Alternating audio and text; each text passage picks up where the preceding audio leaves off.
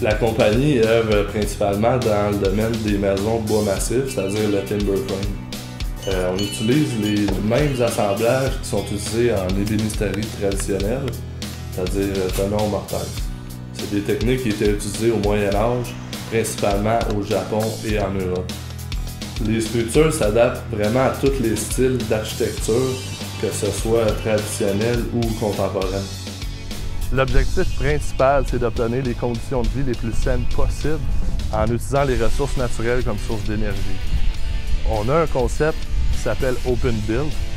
C'est un concept qui sépare les éléments de l'habitation les uns des autres. C'est-à-dire que vous avez une charpente apparente de l'intérieur qui est enveloppée hermétiquement par des panneaux isolants.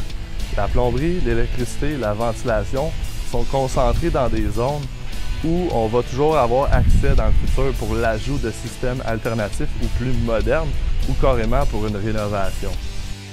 Pour chaque projet, on dessine un plan 3D qui permet au client de bien visualiser le résultat final. Ça nous permet un meilleur contrôle de qualité, un coût fixe est prévu sans dépassement de coût.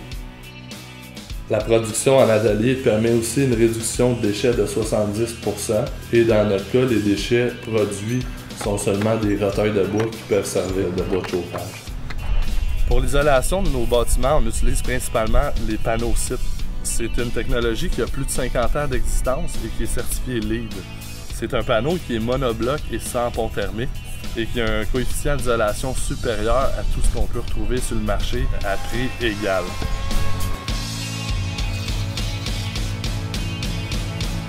Les dimensions des panneaux peuvent varier.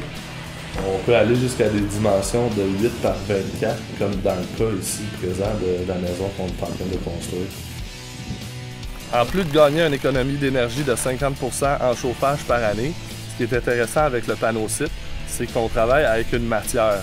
C'est pas un assemblage de matériaux, donc ça nous permet de faire une modification assez rapidement pour l'ajout de portes et fenêtres ou une éventuelle rénovation, une extension au bâtiment principal.